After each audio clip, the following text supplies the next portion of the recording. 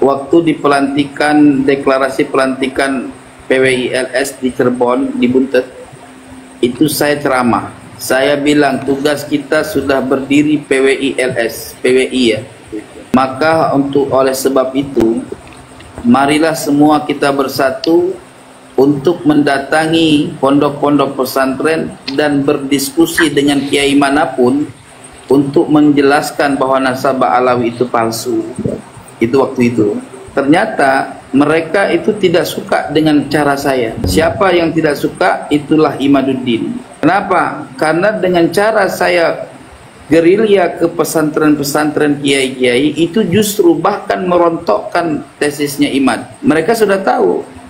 Kenapa? Karena kemampuan mereka di dalam menganalisa ibarah kitab terkait masalah nasab ini, mereka tidak mampu melawan ulama-ulama yang memang nanti ketemu orang ahlinya sehingga nanti rungkat. Nah, oleh sebab itu saya dilengsarkan dari kepengurusan tersebut. Assalamualaikum warahmatullahi wabarakatuh. Pada kesempatan yang sangat berbahagia ini kita akan menyimak sebuah video di mana dalam video tersebut Tengku Qori kembali membongkar kebusukan si Imaduddin. Langsung saja kita simak videonya. Jadi pada dasarnya pembentukan PWILS saya ada di dalamnya dan saya pendirinya langsung. Ini saksinya Bang Surya ya. Dan kedua, misi waktu itu adalah hanya untuk mengawal tesisnya Kiai Imad agar Kiai Imad tidak dipersekusi oleh orang-orang yang pro Ba'alawi. Iya. Itu tujuannya saya dulu. Dan kemudian Anda boleh lihat ceramah saya kalau masih belum dihilangkan sama rombongan Mukimat. Waktu di pelantikan, deklarasi pelantikan PWILS di Cirebon, di Buntet, itu saya ceramah. Saya bilang tugas kita sudah berdiri PWILS, PWI ya. Maka oleh sebab itu, marilah semua kita bersatu untuk mendatangi pondok-pondok pesantren dan berdiskusi dengan kiai manapun untuk menjelaskan bahwa nasabah Alawi itu palsu. Itu waktu itu. Ternyata mereka itu tidak suka dengan cara saya. Benar. Siapa yang tidak suka, itulah Imaduddin. Kenapa? Karena dengan cara saya gerilya ke pesantren-pesantren kiai-kiai itu justru bahkan merontokkan tesisnya Imad.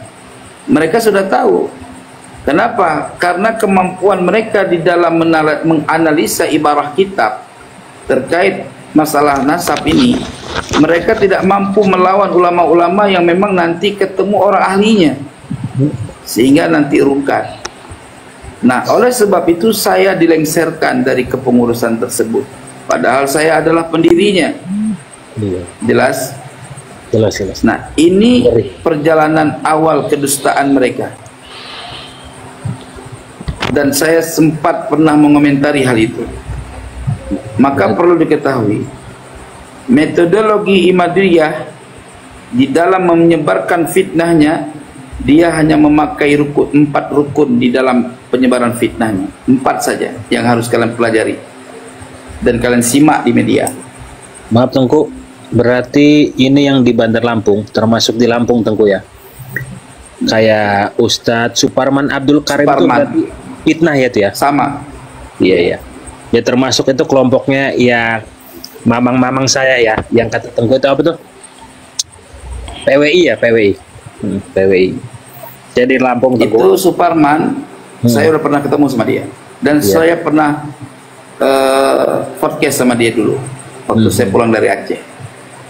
Jadi 4 masalah yang kalian harus jaga-jaga baik-baik atas fitnah Imadiyah. 1, mengklaim nasabah Alawi palsu dengan menuduh kitab Abnaul Imam palsu dan mensahihkan kitab palsu sebagai kitab asli, yaitu kitab Asy-Syajarah Al-Mubarakah, dengan mengucapkan mana dalil kitab sejaman keberadaan nasabah Alawi. Kenapa?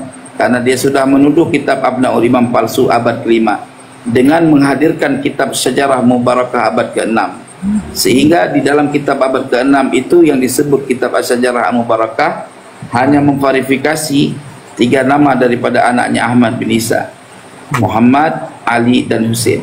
Tidak ada Abdullah. Lalu mereka memberikan narasi mana kitab sejaman yang memverifikasi Abdullah sebagai anak Ahmad bin Isa.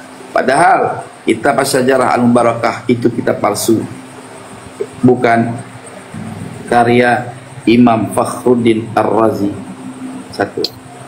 2. Mereka mencari-cari kejahatan dan kesalahan keluarga Ba'alwi dari para habaib. Maka saya sampaikan kepada para habaib dimanapun antum berada, jaga sikap antum. Jangan pernah meremehkan nasab orang. Jangan pernah berceramah sesuatu yang tidak penting, mengagul-ngagulkan kakek moyang sementara ini. Kenapa? Karena itu yang dicari-cari oleh mereka. Ingat itu. Ingat, saya sampaikan. Hari ini kalau kalian ceramah, sampaikanlah ilmiah. Sampaikanlah ceramah-ceramah yang sifatnya mengagungkan Nabi Muhammad dan sahabatnya. Kalau menceritakan karamat wali-wali Allah, sampaikan karamat wali-wali yang lain yang bukan daripada leluhur kalian dulu. Biarlah ulama-ulama yang menyampaikan tentang karamah leluhur kalian, Ba'alwi. Itu yang harus kalian jaga. Itu kedua yang dicari. Asal ada habib-habib yang melakukan tindakan yang tidak baik, tertangkap narkoba, itu habis di framing mereka. Itu cara untuk menghancurkan nasab Ba'alawi di masyarakat. Dengan cara apa? Lihat itu keturunan Nabi kerjanya maling. Lihat itu kerjaan Nabi kerjanya ini bini orang. Lihat itu katanya cucu Nabi tetapi dia dawir.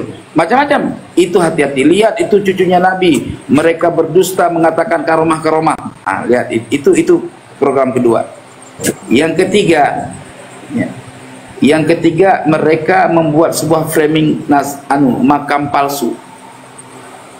Mereka sudah buat makam palsu itu melalui orang-orang aliran perdukunan yang dulu mereka mencintai Ba'alawi, sehingga mereka membuat makam itu atas nama Habib-Habib.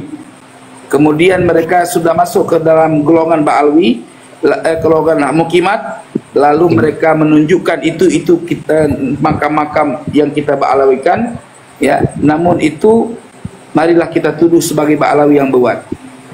Nah, makam-makam itu, ya, ketika hari ini kita konfirmasi, tidak ada satupun penemuan makam yang hari ini orang pelakunya ditangkap sebagai pelaku pemalsuan dari keluarga Ba'alwi. Belum ada. Belum ada.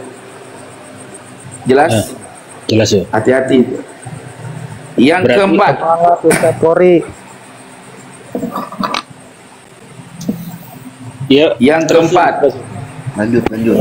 yang keempat, mereka memframing sejarah kedatangan Ba'alawi dengan menuduh oknum Ba'alawi, keluarga Ba'alawi adalah sebagai antek Belanda yang dibawa oleh Belanda.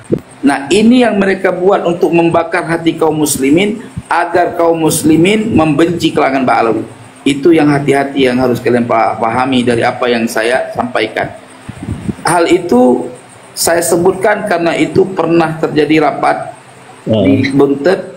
Program itu yang saya sampaikan untuk menghancurkan nasab Ba'alawi, dan itu saya ada di dalamnya. Maka saya sampaikan hari ini agar antum semua bisa menjaga diri, baik para dai-dai habaib dan ustadz-ustadz atau kiai-kiai yang kalau ceramah suka-suka mengatakan Sunan Imam Bonjol Ba'alawi, Pangeran Diponegoro Ba'alawi, padahal Robitoh tidak pernah mengisbat nasab Pangeran Diponegoro sebagai keluarga Ba'alawi. Itu adalah ceramah-ceramah ustadz-ustadz yang sok tahu. Hati-hati ustadz-ustadz, kiai-kiai, kalau nggak tahu janganlah bahas-bahas soal nasab. Jangan mengkait-kaitkan orang penting kepada keluarga Ba'alawi.